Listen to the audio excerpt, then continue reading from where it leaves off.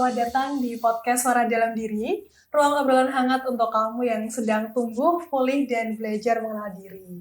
Di sini kita akan ngobrolin banyak hal tentang kesehatan mental, dinamika media sosial, relasi, hingga pencarian makna hidup. Semuanya dari sudut pandang yang jujur dan penuh empati. Sebelumnya perkenalkan, aku Angel, dan aku akan menemani kamu semua di setiap episode podcast ini.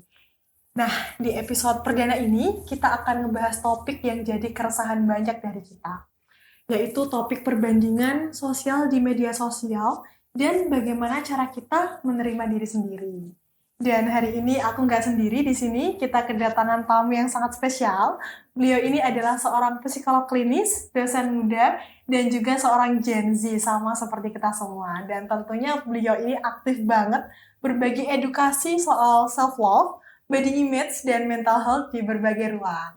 Jadi langsung saja kita sapa bareng-bareng tamu spesial kita pada hari ini. Ada Kak Eva Rahman. Halo Kak Eva. Halo Angel, halo teman-teman semuanya. Gimana Kak Eva kabarnya? Alhamdulillah sehat. Baik. Oke. Wah, keren banget nih Kak Eva Rahman. Kak Eva Rahman ini juga sering dikenal dengan topik self-acceptance ya Kak ya? Oke, ya betul sekali. Salah satunya itu sih ya Angel. Ngomong-ngomong nih Kak, mungkin teman-teman belum tahu nih self-acceptance itu sebenarnya apa sih Kak? Oke, self-acceptance ya. Nah, sederhananya self-acceptance itu tentang bagaimana kita menerima diri kita sendiri. Menerima diri kita secara utuh, termasuk dengan kekurangan atau mungkin dengan pengalaman buruk di masa lalu. Ada salah satu teori yang cukup populer berkaitan dengan self-acceptance, yaitu terkait psychological well-being milik Riff. Riff ya, R-I-F-F. Riff ini menjelaskan bahwa self-acceptance itu adalah salah satu dimensi utama dari kesejahteraan psikologis. Orang yang memiliki self-acceptance yang tinggi, mereka cenderung memiliki pandangan yang positif tentang dunianya atau mungkin tentang dirinya sendiri. Sehingga mereka itu tidak mudah goyah dengan tantangan yang datang dalam kehidupan. Seperti itu, Angel. Berarti orang yang punya self-acceptance itu dia bisa menerima sendiri di era gemburan sosmed ini ya Kak ya? Simpelnya sih seperti itu gitu ya. Tapi mungkin bisa kita bilang gempuran itu mungkin salah satu contohnya kan perbandingan sosial ya Angel. Sangat mungkin kita main sosmed, kita lihat profilnya teman-teman, kita lihat postingannya teman-teman lain, kita melakukan perbandingan sosial. Perbandingan sosial itu sederhananya adalah kita membandingkan diri kita dengan orang lain. Gitu, kita membandingkan apa yang orang lain alami dan bagaimana hidup kita. Kita membandingkan tubuh kita yang mungkin sekarang kurang sesuai keinginan dibandingkan dengan orang lain yang tampaknya sangat ideal. Gitu. Dampaknya bisa dibilang kita bisa menjadi insecure, kita bisa merasa stuck atau mungkin jadi merasa kita nggak pernah cukup. Gitu, agak sedih sih ya memang. Gitu. Pasti di era sekarang ini susah banget ya Kak untuk menanggulangi fenomena itu. Nah, kalau boleh tahu ada nggak sih Kak cerita klien Kakak mungkin yang pernah Kakak tangani dan pernah menderita masalah ini dan ada ceritanya Kak? Oke, ada. Ya, saya jadi ingat. Ada pernah dulu satu klien yang pernah cerita, akarnya memang dari sosial media, tapi di balik itu ada banyak permasalahan pribadi. Dia bercerita bahwa sejak mulai aktif bermain sosial media, dia menjadi sering minder terhadap wajah dan tubuhnya. Dia membandingkan wajahnya dengan wajah orang lain.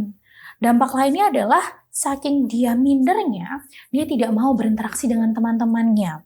Dia merasa enggan, dia merasa malu, dan akhirnya menghindari aktivitas sehari-hari. Gitu. Tapi kemudian setelah menjalani beberapa sesi konseling, beberapa sesi terapi, dia sendiri mulai mempraktikkan beberapa nilai-nilai yang berkaitan dengan penerimaan diri.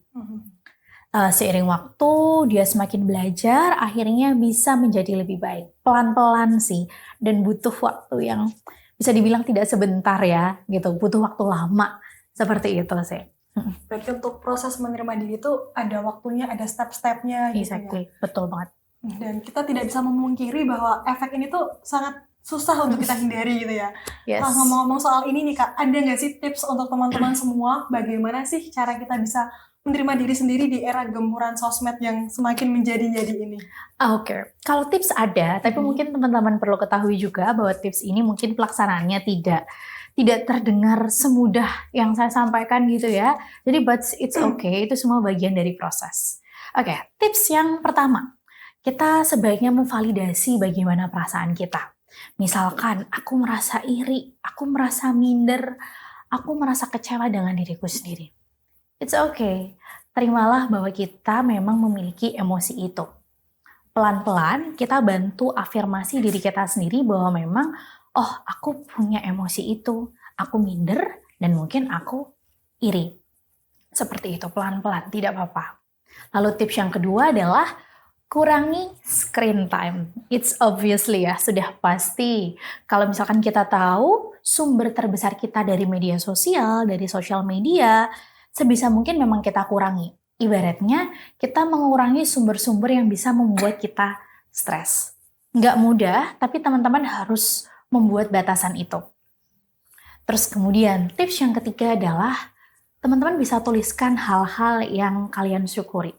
Mungkin boleh setiap malam membuat semacam gratitude journal atau jurnal tentang hari ini aku bersyukur bahwa aku misalkan sudah membersihkan kamar. Hal-hal sederhana seperti itu. Mungkin kita minder dengan badan kita, mungkin kita minder dengan penampilan kita, tapi kalau ada satu hal yang kita syukuri satu hari itu bisa menghadirkan emosi positif dalam diri kita. Dan tips yang terakhir adalah kelilingi diri kita dengan orang-orang yang sehat secara emosi. Sehat secara emosi ya, mereka-mereka yang bisa memberikan dukungan, mereka-mereka yang bisa memberikan support, dan harapannya pelan-pelan bisa menerima kita apa adanya. Itu sih mungkin Angel tips-tipsnya. Oke, terima kasih banget Kak Eva. Aku yakin banget obrolan hari ini bakal ngena di hati kita semuanya. Ya. Oke, buat kamu yang lagi merasa belum cukup, belum cantik, atau belum sehebat orang lain, ingat, kamu nggak sendirian, kamu sedang belajar, kamu sedang bertumbuh, dan kamu layak untuk diterima secara utuh. Mantap. Oke, jangan lupa di episode selanjutnya kita akan bahas sesuatu yang masih nyambung banget nih dengan topik hari ini, yaitu like dan komentar bukan ukuran relasi sehat. Di mana kita akan kulik bagaimana media sosial membentuk relasi dan kenapa kadang kita merasa tidak dicintai hanya karena tidak direspon. Oke, sampai ketemu di episode berikutnya. Tetap lembut sama diri sendiri ya. Suara dalam diri, karena semua perjalanan penyembuhan dimulai dari diri.